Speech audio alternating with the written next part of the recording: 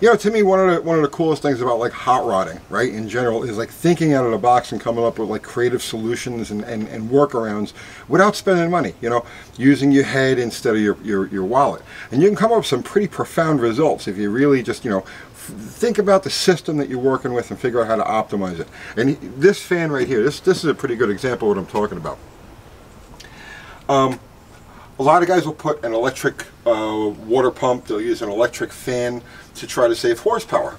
And what we did here was we used, weight was the primary consideration on this car, like everything. That's why all of these holes are drilled and stuff. An electric fan weighs more than this plastic fan.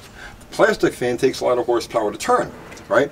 But what we did was, we've devised a system here. Now remember, this car doesn't run an alternator, so we just run a very short belt on this.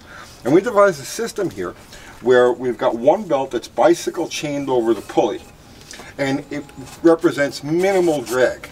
Okay, but with the engine running and idling at low speeds, right? And we've actually driven this car around an industrial park, you know, actually put a few miles on it, and the temperature never goes up. As long as you're running at a low speed, this fan keeps up with the engine.